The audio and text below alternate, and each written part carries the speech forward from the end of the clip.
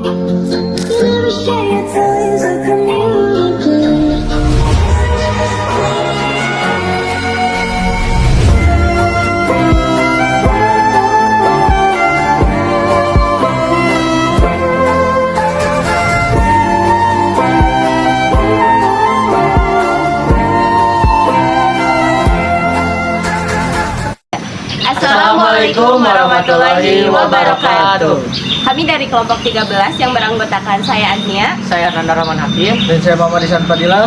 Nah, pada hari ini kami sedang berada di suatu lembaga pendidikan, di mana pada hari ini kami akan mewawancarai pemilik lembaga ini. Selain itu, pada hari ini juga kami akan melakukan aktivitas kegiatan belajar mengajar, yang mana itu akan menjadi solusi dari tantangan dan hambatan yang dimiliki oleh lembaga ini. Ikuti kami ya.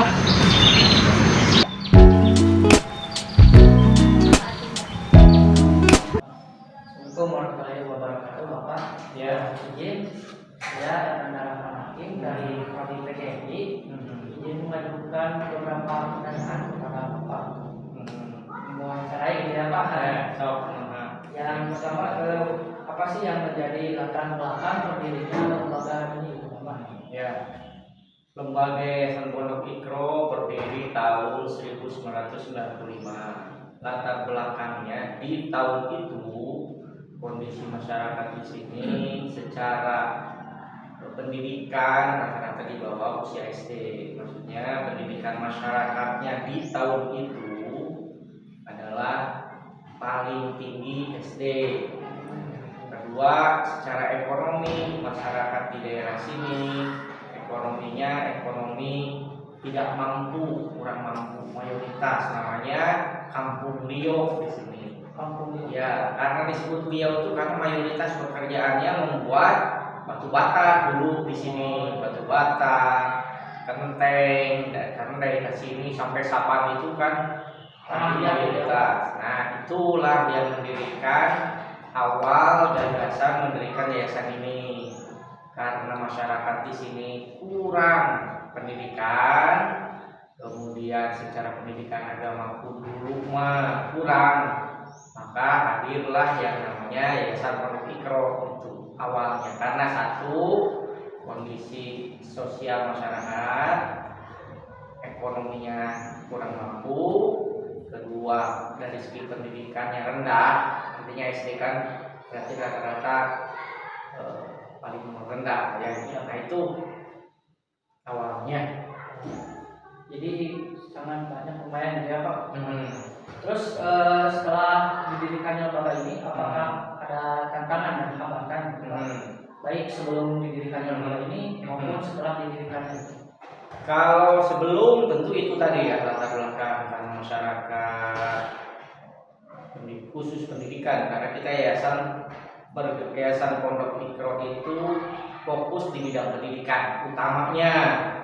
Nah, karena latar belakang masyarakat seperti itu, tentu akses ke pendidikan di zaman dulu tidak ada sekolah gratis, tidak ada BOS. Zaman 95 itu kan zaman Pak Harto, Masih membayar ya, masih serba akses pendidikan itu mahal. Nah, karena kondisi itu kita hadir dengan pendidikan yang paling rendah istilahnya. Bikin Ikro zaman dulu itu musim TPA zaman dulu mah ya, nggak ngalaman mungkin anak-anak sekarang mah. TPA itu taman pendidikan anak ya. Nah, karena Ikro itu dulu sedang booming, nah maka kita memulainya dengan pembelajaran agama khususnya Ikro untuk masyarakat di sini. Tantangannya satu, ekonomi. Tadi ya, makanya kita dulu merekrut mahasiswa musawwif tinggal di sini ya untuk mengajar masyarakat di sini khususnya anak-anak. Kenapa pilihannya anak-anak? Karena tadi orang tua rata-rata sudah tidak sekolah, akses pendidikannya rendah. Nah, harapannya untuk ke depan anak-anak kita selamatkan. Nah, karena keterbatasan pengetahuan, orang tua terkadang belum menganggap sekolah itu penting. Ya, ojek itu jauh lebih penting karena produktif. Hari ini ojek, sore dapat duit. Nah, tantangannya itu anak-anak tuh udah nggak usah sekolah, kelas 6 selesai pegang sayur, ojek, profesi utama dulu di sini itu ya. Nah, karena itu berarti tantangannya itu bagaimana mengajak mengedukasi masyarakat bahwa sekolah itu penting, ya, bahwa ngaji itu penting. Nah, itu ibu tantangannya ekonomi pendidikan lagi. Mindset orang tua yang tadi lebih baik menghasilkan uang yang di hari itu ketimbang sekolah yang nanti diambilnya mungkin hasilnya 20 tahun ke depan, 15 tahun ke depan. Jangka panjang gitu. Ya. Tahun ini maksudnya setelah hampir berapa tahun? 95 ke sekarang itu hasilnya sangat luar biasa, terjadi perubahan. Di samping secara global maksudnya di Indonesia sudah terjadi perubahan kebijakan akses pendidikan, bisa pendidikan gratis di tingkat dasar dan sebagainya, juga kesadaran masyarakat. Sekarang ini di Kampung Rio hampir semua masyarakat yang dulu orang tuanya SD di generasi kedua, di generasi ketiga yang milenial sekarang hampir semuanya sekolah SMA, minimal lulus SMA. Ada peningkatan. Peningkatannya sangat luar biasa. Artinya mindset memang bukan hanya toh dari kanan kita, tetapi memang secara umum akses pendidikan mudah, kemudian kesadaran masyarakat juga karena banyak ya input yang lebih baik lagi. Nah, jadi sekarang itu taraf hidup jauh lebih baik di generasi 2, generasi 3, artinya di yang anaknya yang dulu bapaknya cuma SD, pedagang sayur, mayoritas di sini juga pedagang sayur, anaknya sudah mulai tingkat SMP, SMA. Sekarang hampir banyak yang minimal lulusan SMA, SMK, bekerja. Nah, artinya kan bisa menaikkan taraf hidup. Jadi tujuan kita ada yayasan ini bahwa anak ya bisa merubah mindset orang tua, pendidikan itu penting, perlahan ada hasilnya itu. Jadi itu tantangannya tadi. Nah, jadi apa hambatannya ya? Ya itulah tantangan hambatannya. Lanjut ke pertanyaan selanjutnya ya Pak. Kan ini yayasan udah hampir berdiri mungkin 29 tahun gitu ya. Ya, sekitar sih 30 tahun. Ya. Lalu prinsip apa gitu Pak yang dipegang atau dijadikan sebagai Prinsip Bapak sebagai pendiri yayasan adalah bagaimana manusia menjadi bermanfaat untuk masyarakat. Jadi kita fokus ke Iqro. Itu kenapa yayasan namanya Iqro, yaitu pendidikan khusus.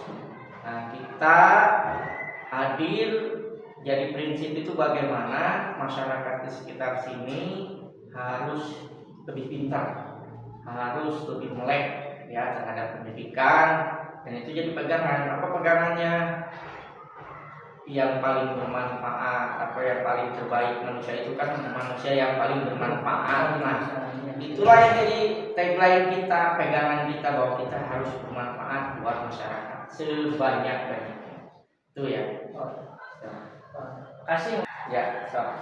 Bapak izin bertanya Pak,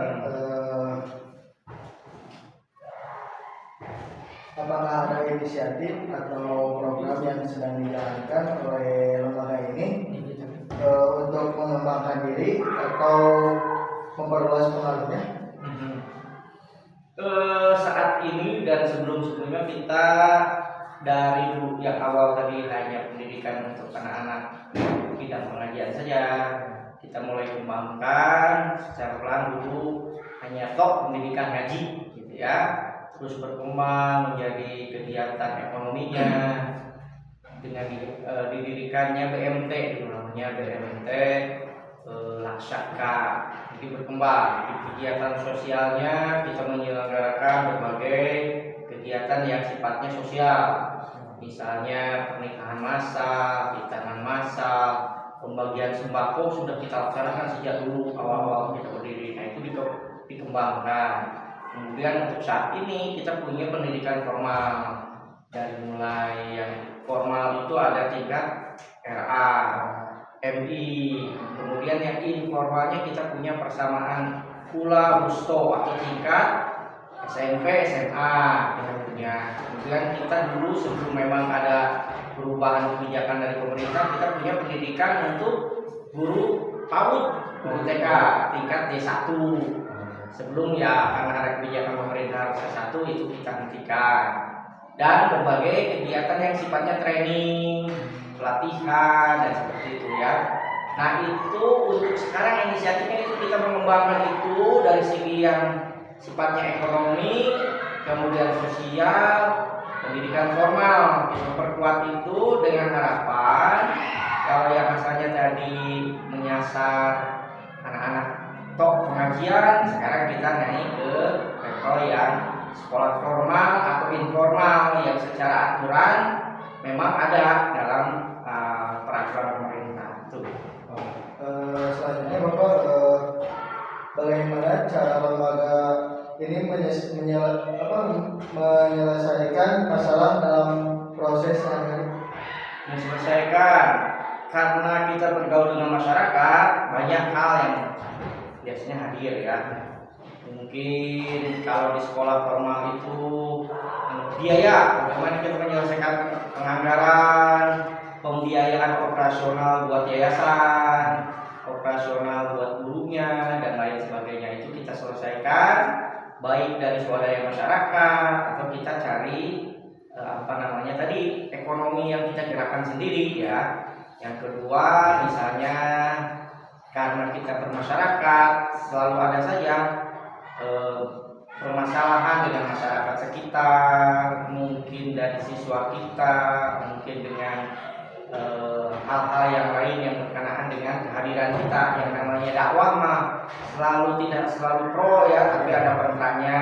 Nah, kita selesaikan dengan dialog, musyawarah dan lain-lain. Kemudian misalnya permasalahan yang ada di sekitar masyarakat, misalnya ada permasalahan contoh di sini ada banyak orang yang tidak punya buku nikah, misalnya dulu nikahnya siri ya karena hambatan biaya zaman dulu. Setelah sekian puluh tahun baru ingin punya buku nikah, makanya kita kasih solusinya ada pernikahan massal yang itu isinya bukan anak-anak muda, anak gadis-gadis, bukan yang sudah manula-manula, yang sudah 20 tahun, yang 15 tahun, yang secara hukum di mata pemerintah belum sah, artinya belum punya legalitas gitu. Nah, sedangkan mereka ya untuk urusan-urusan administratif kan harus ada akte kelahiran anak, harus ada kalau nanti cerai atau apapun yang hubungannya dengan administrasi harus ada bukti-buktinya. Nah, itu kasih solusinya seperti itu. Jadi banyak hal yang memang pasti yang namanya kita bergerak di bidang sosial, yayasan itu kadang harus menyelesaikan permasalahan diri kita sendiri di yayasan, ataupun kita harus memecahkan, memberikan solusi atas masalah yang ada di seputaran yayasan, khususnya ke masyarakat sekitar gitu.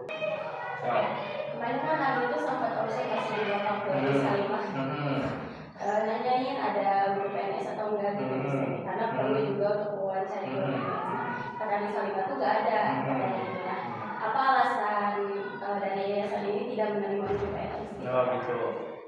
Bukan tidak boleh mungkin ya. Satu, belum ada penugasan. Biasanya guru PNS itu kan ada SK penugasan. Jadi misalnya ditugaskan di madrasah ibtidaiyah, sanawiyah atau apapun ya, aliyah. Nah, biasanya ada SK penugasannya, bisa di Azhar, bisa di sanawiyah mana. Jadi itu tergantung, bisa jadi permintaan person PNS itu atau memang ditugaskan dari kantor. Nah, dari kantor itu artinya kantor Kemenak misalnya, kalau kita karena di bawah Kemenak, nanti misalnya Agni sebagai PNS mengajukan, Pak, saya akan ngajar di Azhara. Nanti kalau sudah di ACC berarti di SK penugasannya ngajar di Azhara. Nah, apakah kita menolak? Tidak, karena sampai hari ini belum pernah ada yang mengajukan. Jadi mayoritas di Azhara itu masih semua non PNS. Karena PNS itu kan diaturnya bukan oleh pribadi ASN-nya, tapi harus ke kantor yang tempat dia sebagai satnikalnya gitu ya. Nah itu alasannya. Baik Bapak. Selanjutnya bagaimana model pendanaan lembaga ini gitu Pak? Apakah menggunakan donasi atau dana dari pemerintah? Ya, kalau yayasan secara umum ya karena kita kan ada bawah di unit kegiatannya banyak. Nah secara umum kita lebih banyak menggunakan dana pribadi keluarga itu satu sebagai sumber awal. Kemudian untuk sekolah yang formal ada yang dari partisipasi masyarakat, contohnya lewat SPP, lewat DSP. Nah kemudian ada juga bantuan dari pemerintah seperti BOS gitu. Jadi kalau yang formal informal baik sekolahnya tingkat RA, RI, nah, atau tadi Ula Wusto yang informal yang bersamaan itu ada swadaya masyarakat, ada bantuan operasional pemerintah BOS gitu. Nah itu pendanaan utama di samping donatur. Baik. Pertanyaannya sudah selesai Bapak. Ya. Terima kasih sudah meluangkan waktu untuk diwawancari oleh kami. Semoga Yayasan Pondok Ipro ini selalu hidup dan juga melahirkan banyak kebermanfaatan. Ya, amin, amin ya. Terima kasih Bapak. Ya, sama-sama ya. Udah.